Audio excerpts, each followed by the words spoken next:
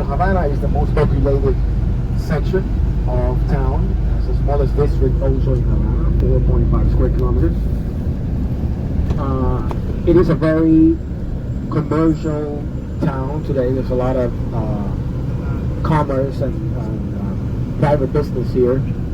After the new regulations by the Cuban government to open up the economy for the locals, there's a lot of people that are the owners of their own business today. So it's been a great step forward for the Cuban society. One of the greatest demands of Cuba in the past 20 years was to have more possibilities to run your own business, and then Raul Castro is actually the one that opened up the economy for the locals to invest and have some money in it. It is a very good commercial relationship because now the people who own their business are the ones that are paying taxes. The government is collecting their tax, everybody's happy, and the people have their own business. The average Cuban, though, doesn't pay taxes, all right? So I don't pay taxes. None of the Cubans, average Cubans, pay taxes. Only the people who own business are the ones that pay taxes. Makes sense. There is a reason why, because average salaries in Cuba are really low. We have healthcare, education provided for free. We don't pay for those. The utilities at home are also subsidized by the government, come very cheap. But also our salaries are low because of that, all right? So there's no way they can tax us after, all right? So, but healthcare and education are free in Cuba. In the case of education, from elementary schools all the way through college, it's paid for by the government. Healthcare is free all throughout the 3 levels of healthcare assistance in Cuba, from the primary level, the family doctor and the nurse, secondary level, the polyclinic centers, and then the tertiary level being the specialized hospitals and hospitals, and the general hospitals. So we don't pay for healthcare. Alright? So since those 2 expenses are off the books for other people, then our salaries are lower. There is another very typical feature of Havana that you have already noticed, and it is the amount of American cars that we have in this country. We have the largest concentration of American cars in the world. We have 150,000 American cars in Cuba, 75,000 only here in Havana. And there are 2 different types of taxis. There are all taxis today, but there are 2 different types of taxis. We have one set that will give joyrides to tourists, like these people that you have seen in the Revolution Square and so on. And these go around for an hour, 2 hours with the people, showing them the highlights of the city and so on. You negotiate the price with them. That is not the most important one for the city, though. The most important one is the other set, which is known as the almendrones. We call them almendrones because they're round like almonds. Okay, the almendrones. And the almendrones are collective taxis that follow a single route. And you need to hop on and off according to the route that they follow in order to get to your destination. Alright? Now, after so many years of using these taxis in Havana, the people in Havana have developed a sign language to stop almendrones in the city. Okay? Would you like to learn Havana sign language system for almendrones in Havana, for the taxis? Just in case you might need it, you never know. You want it? You want to learn the sign language? Yes. Okay, so I'm going to show you now Havana sign language system for all American cars. Let's say we're standing over here like these people, and we want to take, remember they follow a single route, okay? You need to have it enough according to that route. If you want to go to the end of the route, sign number 1 is this. Okay? So when you do this, the driver knows you're going all the way till the end. Sign number 1. Sign number 2. Sometimes you're going just for a couple of blocks. It's a short ride in the district, right? Then for sign number 2 is this. Right? Here, local. Even though the cars follow a single route, at a certain point they deviate from the route, going either up or down the route depending on the final destination. If it is a case that you're going up at the deviation, for that purpose, sign number 3 is this. Okay? If it is the case that you're going down at the deviation, sign number 4 is the opposite. Okay, so these are the 4 basic signs to stop almendrones in Havana. Let's go through them again one more time to see if you learn them by heart. Alright? Sign number 1, which one is? Straight ahead. What is it? What is it? All the way. All the way. Yeah, all the way to the end, alright? Sign number 2, what is it? Local. Right here, alright? It's the local ride, a couple blocks. Sign number 3. 2 blocks. Going up. at the deviation. And then standing at the floor, the opposite. Going down at the deviation. It's really funny too, because during the rush hours of the city from 6 to 8 and then from 4 to 8 p.m., everybody's on the roads like this. It's like dancing La Macarena, you know, I love the Puerto lady, everybody's on the street. It's really, really fun. So now we're going to get off here to walk. We're going to walk over there to Quisicuara, which is the community project we're going to visit right now. And then you can leave whatever you don't need now. Bring your cameras and stuff. But if you don't need like a big bag, you can leave it on the bus. Richard, our driver, stays on the bus. He protects all our belongings, okay? So, there we go. We're going to get out right here.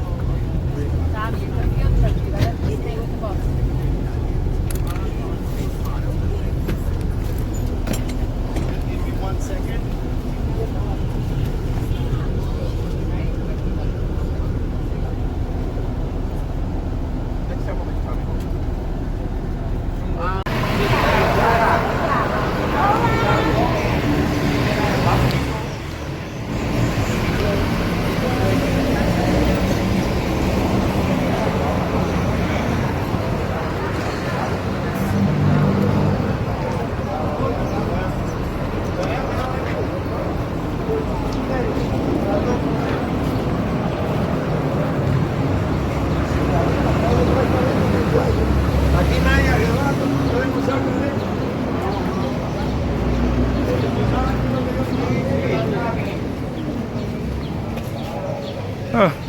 No different than home.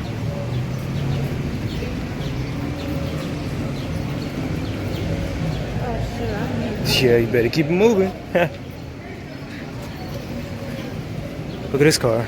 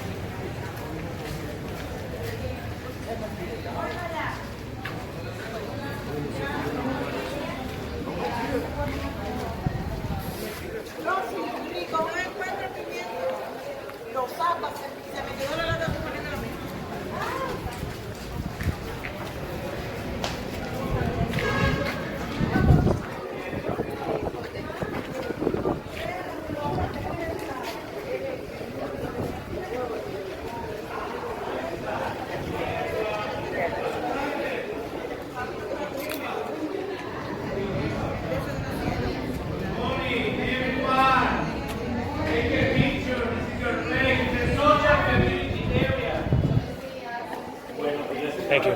Gracias. Good morning, everyone. Take a picture. This is a beautiful and amazing area for a social community walk. Good morning, everyone.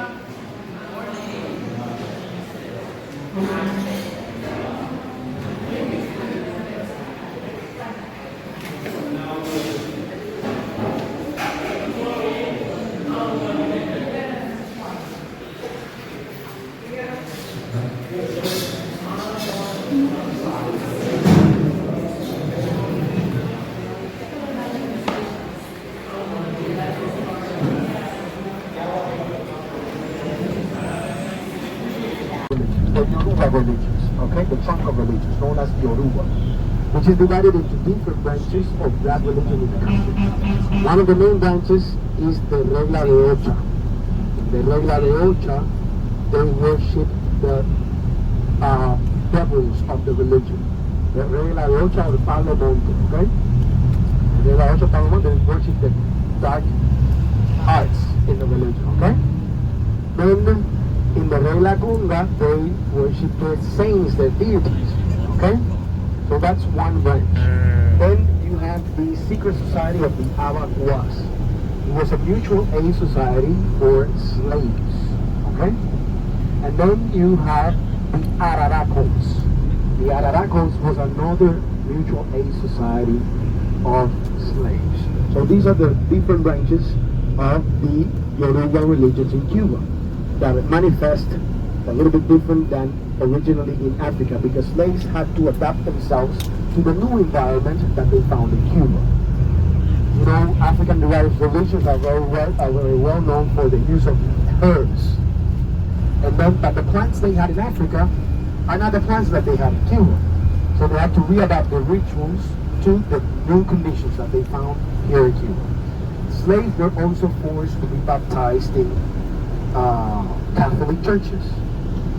And a form of resistance of slaves in Cuba, or anywhere they went, was to pretend to worship the Spanish gods when they were actually worshiping their own gods. So it is a process known as syncretism in religious terms, where every god in the Spanish pantheon, in the Catholic pantheon, has an equivalent in the Afro-Cuban pantheon. All right? So, for example, Chango, who's the god of thunder and fire, the owner of the drums in a religious ceremony for Africans, is Santa Barbara, is Saint Barbara in the Catholic Church, because they found similarities in the Spanish gods with their own gods. It's a process known as syncretism. Very important process. Okay? And Cuba is one of the places where the deepest roots of these African-derived religions are located. Okay? So, and Quisquiawa tries to maintain those traditions and spread the practice of those traditions. Okay? So, it is a very interesting work that they do. Now, as we left Quisquiawa, we are going to go to the Christopher Columbus Cemetery, the most important cemetery in the country. We're going to make a walk through the cemetery, the main avenue of the cemetery, where the most important monuments are located. I'm going to tell you the history of many of these important monuments. Two of them are, in my opinion, the most beautiful ones. One is devoted to firemen in Cuba, and the other one talks about the most important love story of Cuba of all times. You will learn two very important stories of Cuba right now when we get to the Christopher Columbus Cemetery. Where Christopher Columbus remains ever here? Where Christopher Columbus remains ever here. Yes, they were. For almost 100 years. They kept Christopher Columbus remains here. However, with the intervention of the United States in the Spanish-Cuban War in the year 1898, after the explosion of the USS Maine, Spaniards got kicked out of Cuba. They couldn't bury Columbus here, definitely. But the cemetery is named after him, okay? Christopher Columbus is buried, his remains are in Sevilla, in Spain, okay? I have a question. You know, say that was abandoned Which one is say that you can't say her name or picture her or anything? So, Celia Cruz, who was considered one of the greatest artists of Cuba of all time, who was banned from coming to Cuba throughout her life. Is there any prejudice towards mentioning her name here? Is that a question? Yes. Can we talk about her freely? Yes. Yes, we can. It's one of the most popular. Yeah. Everybody listens to music. Right now or? Yeah. No. Everybody. In charge. No, not really. We have listened to Celia Cruz's music forever. Even during Castro, we listened to Celia Cruz's music. But she couldn't come back because she didn't want to come back to Cuba while the Castros were alive. It was her decision not to come back when the Castros were alive. It makes sense. All right? She wasn't banned. So she made it her lives. You know, there are songs that of her that talk about her longing for Cuba and wanting to come back to Cuba, but she didn't want to do it while the Castros were here. Maybe if she hadn't passed away before Fidel Castro, now she would have come visit. That was a personal choice, not to return while the Castros were in government. No, it's her own ban.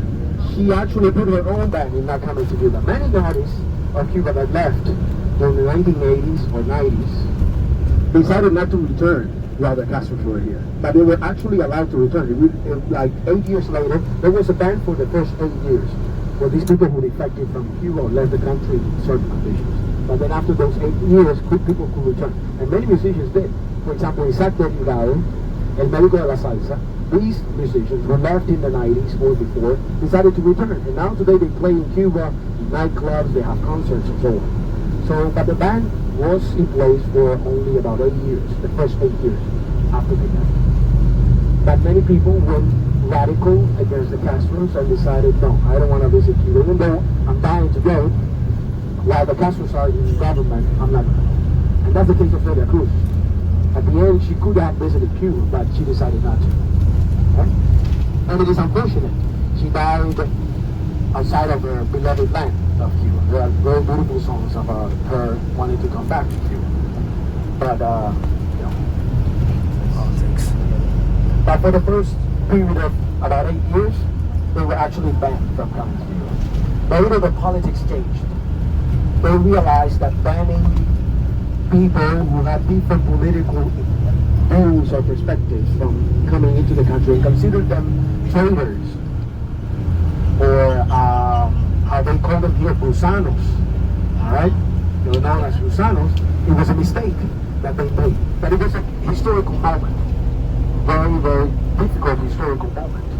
So that the politics changed later. They realized it was a mistake, so they allowed people to return, those who wanted to. And many, many people did. Some others decided not to. School day like in Cuba, from 8 to 4 is an average school day. From 8 to 4. From elementary school to secondary schools. High schools are different. From 8 to 1, sometimes from 12 to 5 in the afternoon. 2 different shifts. 2 different hours. Then universities depend. Also morning or afternoon. After you finish high school in Cuba, you take the Cuban equivalent to the SATs in America, Spanish, history, and math. And then depending on your score, the score you get after the test, you can choose from a list of majors to the universities. We don't apply directly to a specific university. We apply to a specific major that we study at a specific university, certain university. Everybody free to go to college. Sorry? Everyone have to go to college. College is not mandatory. High school is, but not college. Okay? Through primary schools all the way to college is free. We don't pay for education in Cuba. Cubans don't. Foreign students that come to study in Cuba, they do pay. However, it is really, really affordable for foreign students. The 5-year program at the University of Havana for a foreign student costs 40,000 cooks. The 5-year program. 5 years. 5 years, 40,000. Food and accommodation included. Oh my God, can I send my kids? 40,000 cooks is about $45,000. Yeah, well, that 40. For 5 years? For 5 years. The 5 years. Okay? That's nothing. That's a 1 year college, 11,000. We have 51 universities in Cuba, 7 of them in Havana. At the University of Havana, the 5-year program is 40,000 cooks.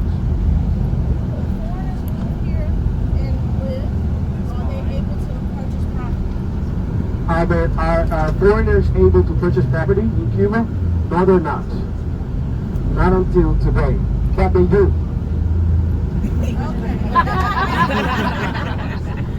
No, they're not, but they do. So in theory, you're not allowed. In practice, the people do it. How? They get married to a Cuban.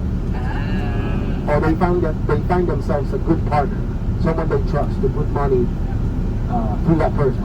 So that's Same how thing. many, Same thing in that's how America. much of the new business in Cuba, like new restaurants and bars and things like that, are being built with foreign money that comes through a Cuban. Okay? They either get married or they have a good friend in Cuba that they can trust, and that's how they do it. But legally, you cannot.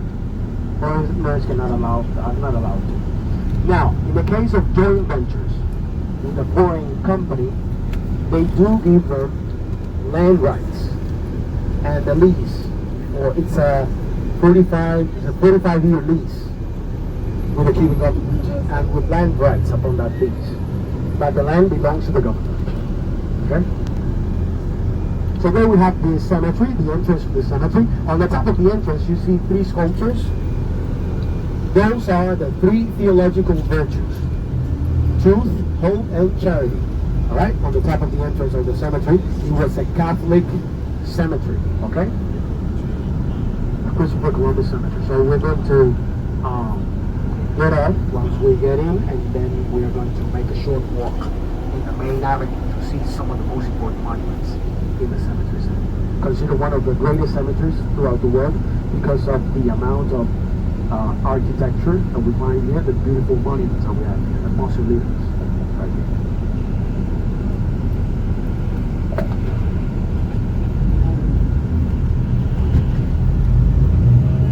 Anyone cares for a bottle of water?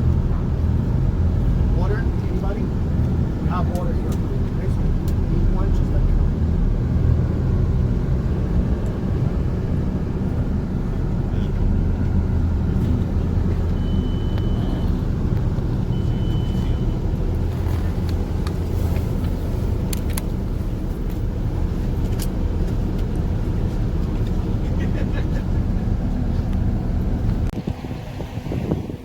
Now we're at a very, very famous cemetery. I try to be brief because I have respect for the dead, so I'm not going to be filming graves. That explains why they said not to touch anything in there, huh? Hear me? Remember we were in the museum and then they were saying they would practice the whole dark arts thing, and he explained why didn't. Everyone, so this little plaza that we have here, this is where Christopher Columbus was supposed to be there. Now remember, the explosion of the U.S. plane had to leave the island, and they took his remains to Sardinia. In the middle, they were going to build his monument. This little plaza is also known as Christopher Columbus Plaza, all right? As well as the cemetery is very named after him. There's 59 acres of land here, so it's... That's right, it's named after Christopher Columbus.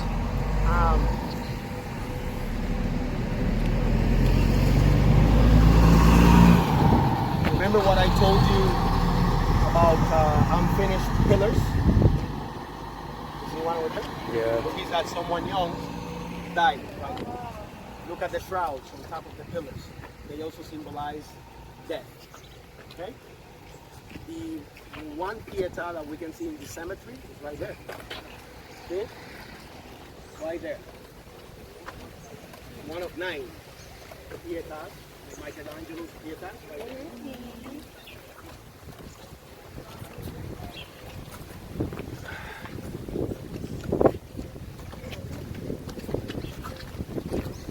Common people can be buried here, but the outskirts, okay? Even this place, this part was sold in perpetuity for the families, okay? Ossuaries, nichos. Yeah, they have. We also here, we have an average of 40 burials a day here in this cemetery, with a population of 2.2 million. Actually, Cuba is the fastest aging population in the Americas. That's one of the oldest population in the Americas. More than 25% of the Cuban population is 65 years or more. And we have been 11 million for more than 50 years. There are different factors that influence this. Housing is one of them. Housing is one of the most pressing issues of the Cuban society. So women don't give birth as much as we do. Income is another problem in Cuba, and emigration. Women in their fertile years, they travel outside of Cuba to give birth outside of Cuba, looking for better, improvement of their lifestyles. Okay, so it has become a problem for the Cuban society because we don't have enough people to replace people who are retiring, right? So the labor force is. What is the life expectancy from? Life expectancy of a Cuban, 75 for women, 73 for men. So Cubans tend to live a long life, right? Right. Better than America. People live more. Actually, it's a bit longer. No, 75 in terms of life expectancy, 75 years is a very long life expectancy. Okay? There's a lady on the islands that, I don't know if she's still alive, but she's like, she was born in like the late 1890s. She's like 100 and something, but the video I saw was like 2 or 3 years ago, and apparently she's, I don't know if she's still here, but she was living in Havana. like 100 and something. Yeah. Yeah, my aunt died at 104. Good luck, man. Yeah, but that's why I said For a long time. it's better in America because our life expectancy is like 60s, and I think my generation is younger than that. Fidel Castro is not buried here. By the way, he's buried in Santiago de Cuba, in Santa Eugenia Cemetery. Why? Because our national hero is also buried in Santiago de Cuba. That's in Fidel Castro is buried right across.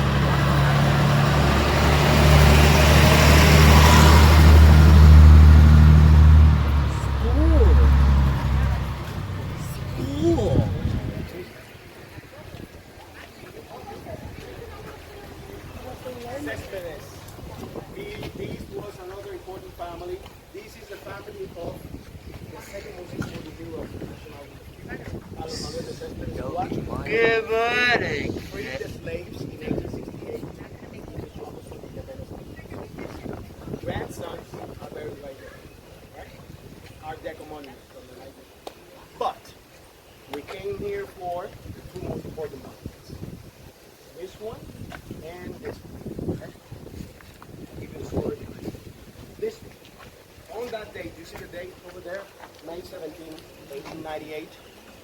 A group of firemen, more than 30 firemen, went to extinguish a fire at a store downtown Havana that belonged to a very wealthy merchant at the time. His last name was Misc. Now, when the firemen come in to put out what looked like a regular fire, these gentlemen had not declared the authorities that he was keeping explosives in the basement of the store. Oh. So when the firemen come to put out what looked like a regular fire, the whole place blew up into pieces. More than 30 people lost their lives due to the negligence of one person. Cuban people, in mourning for the loss of the life of their loved ones, they collected money this monument, which is the greatest monument in the cemetery, to a Spanish architect, Agustin Querol, who was the one that carved it out of Carrara marble. Right? Now, there's an interpretation to the whole structure of the monument. You see, there is a green dangling on top of the pillar, with holding the dead body of a fireman, and then it is blindfolded and pointing up to the sky. What happened in reality here in Cuba? Isasi, the owner of the store, who was super wealthy, paid his way out of jail. So there is no justice on earth for the Blind loss of the life justice. of these people. So the angel is looking for justice in heaven. Okay? For the dead of the dead. Right? You see the bats? Why the bats? Betrayal. You know, they went in, put out what looked like something, you know, that they didn't know what was going to happen. And the whole place blew up into pieces and people lost it. You see the element, you see also the upside down torture. Death. Symbolizes death. You see the elements that are coming from the pieces. Those represent teardrops of the Cuban people. Okay? These are the faces. You see the faces of the firemen? This is the monument. This is a place where firemen get buried in Cuba. Every fireman, once they pass away, they are cremated and their bones are put in an ossuary, which is here. It's active. No other monument in the cemetery can be higher than this one. As to pay respects to these very important men who gave their lives in the line of duty. Okay? So that's the most spectacular monument. However, we have another one of importance that does have a couple of elements that are actually going to be higher than that. And it is actually this one over here. This talks about the most important love story of Cuba of all time. This is the grave site of Catalina Laza. Catalina Laza was a beauty queen of Cuba in the 1920s, married to the son of the vice president at the time. Catalina, a very beautiful woman, fell in love with someone else while she was married to the son of the vice president. Don Pedro Guaro, a very wealthy Spaniard who lived in Cuba. They met in France. In one of their travels in France, they met first. She starts falls in love with this guy, starts having an affair with the guy, but in the 1920s, divorce was illegal. Okay? So how to get divorced? It was illegal. So she decides to divorce the son of the vice president. But in order to marry the other guy, Don Pedro Aro, they needed to travel to the Vatican, and they asked for an annulment to the Pope of their marriage. They say that actually the Pope ended up granting them the annulment. But for that to happen, they say that a very substantial gift had to be presented to the Pope. Otherwise, no. But Don Pedro Aro was super rich, right? It was not a problem for him to pay the Pope to grant him the annulment of the marriage. And then they needed to officialize their marriage in Cuba after the annulment was granted. However, since it was the 1930s, a lot of prejudice behind the first person who ever get divorced in Cuba. No one wanted to go to that wedding. So what Baro did, her husband, new husband, he sent envelopes to the wealthy families. He paid the families to go to the wedding. Right? Sent envelopes to every family to say, come to my wedding. Right? And then the people went and they officialized it. After 10, 11 years of marriage, Catalina unfortunately passed away. He was madly in love with Catalina and commissioned a rose. While she was alive, he commissioned a rose, a yellow rose to be made for Catalina. It is known today in Cuba as the Catalina Laza rose. It's a yellow rose. She passed away, built this Art Deco monument. This is the most expensive monument in the cemetery. This one. Not even this one. This is the most expensive. And he brought to Cuba to decorate the monument. He brought the greatest glass artist of the 19th century and early 20th century, throughout the world, René Lalique. You know Lalique glass? Lalique came to Cuba to decorate the glass work for Catalina, and it's decorated with roses.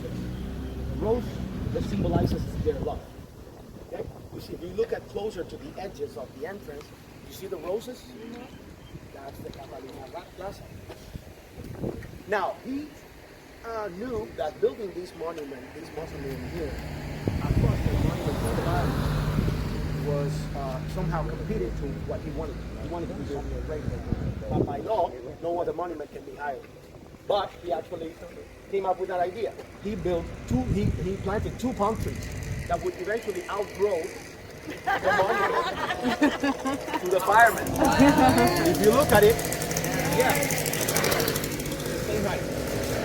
In a couple of years, they're going to be higher than the monument. That was the way he's found. No, they're trees. No other monument but trees is not, these are trees. You cannot cut the trees. It doesn't matter. If it is a monument, it cannot be higher than that. You see, it's smaller than this. But the trees, you can plant trees. There's no regulations for trees, for the height of trees. So he came up with the idea to plant 2 trees to perpetuate his love for Catalina. And it's also a proof of love, so you're not going to cut 2 trees, that show love. Just because you're going to grow higher than this, it doesn't matter, it's just trees. Is he there? But for him, it did matter, right? So that's what he did, to perpetuate his love for Catalina. He planted the 2. Okay? Are they reconstructing that? Yeah, that's what I was about to ask. What was up with the They're green reconstructing. tent? In the 90s, we had a very deep crisis after the collapse of the Soviet bloc. And it's the greatest economic crisis that we've ever felt in the country. There was a lot of vandalism. There's a lot of, Carrara marble and precious things here. So the people vandalized many mountains, which was one of the targets. Because of the Lalique glass. Take the Lalique glass, which is very, very, very expensive. So these are the 2 most important monuments in this cemetery. Actually, Baro built a house for the 2 of them in Regalo, in the bottom part of it. It's actually one of the most impressive. Common people are buried here, but to the outskirts, okay? Remember, this was sold in perpetuity for the wealthy families, right? Now I'm going to show you the only Jewish family, let's stay here in the shade, the only Jewish family buried here. And you might wonder, what's a Jewish family buried in the Catholic cemetery, right? Judaism and Catholicism are, enemies to that. But this is a Jewish family that converted to Catholic. and it's that monument over there. That one over here. The Steinhardts. And the Steinhardts were actually the owners of the electric company of Cuba until 1900. Since they converted to Catholicism, of course they could be buried in a place like this. And they wanted to have their monument in the place where the very wealthy people were buried, of course. And so that's the Steinhardts, the only Jewish family converted to Catholicism.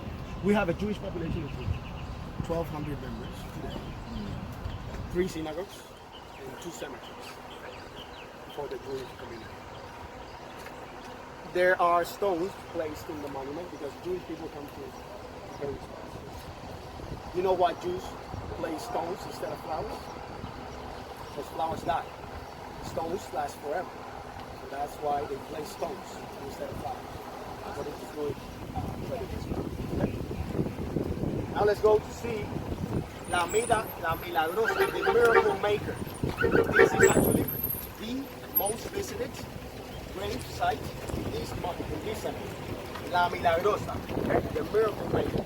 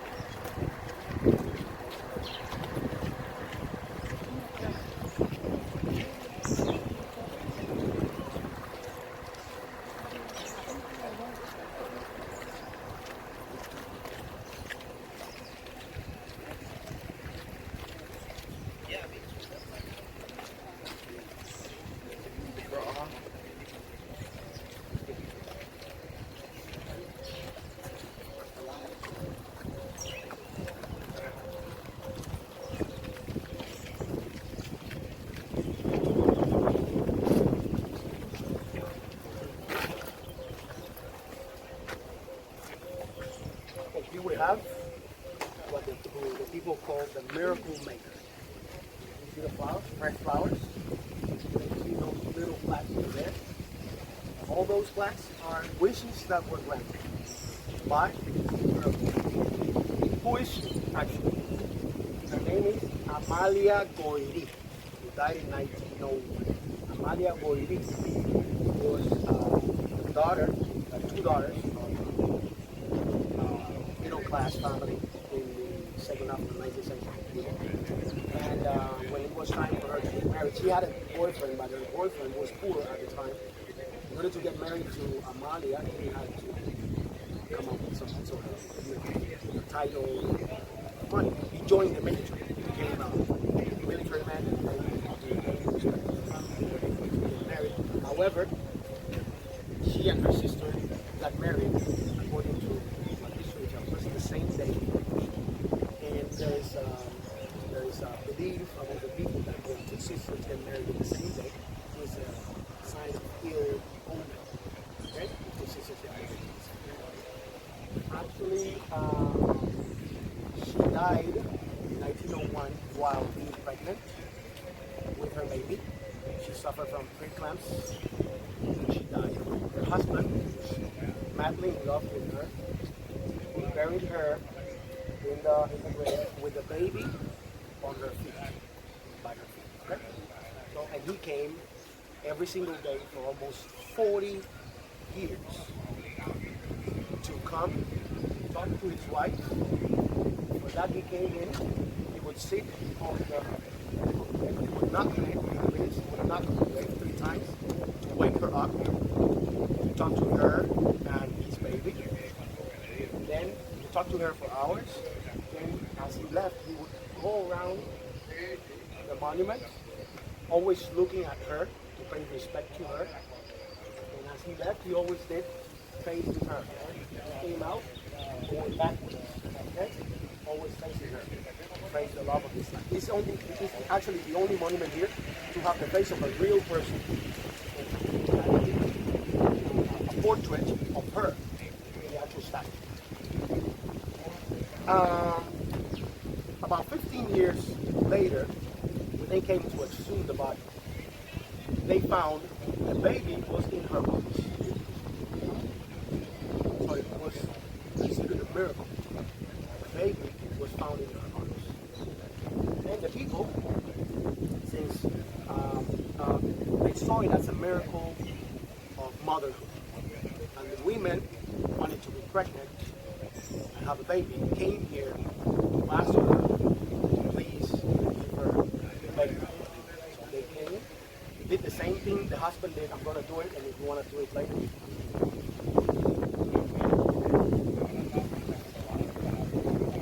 Knock on it 3 times. 1, 2, 3, always facing her. 1,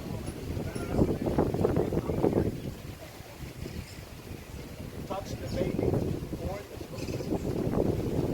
touch the baby. Ask for a wish. Okay? Go around it.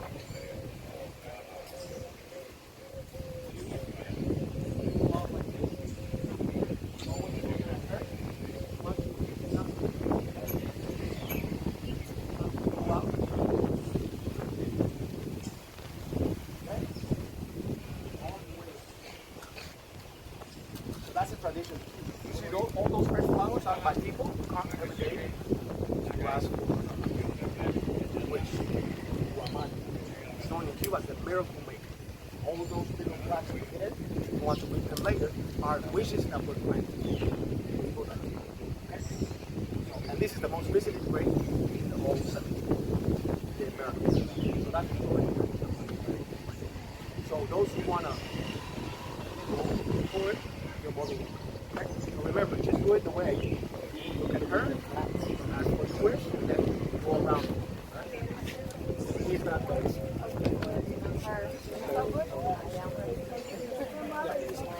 You wanna go? You wanna go?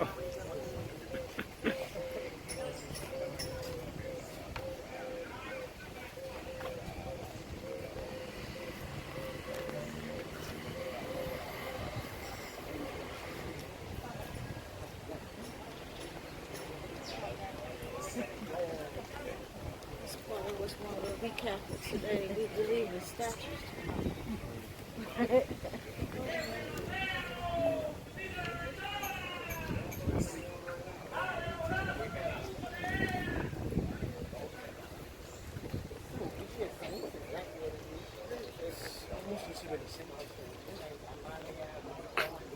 She's not a saint.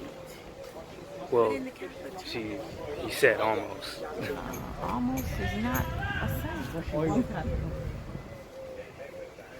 Sí, dime.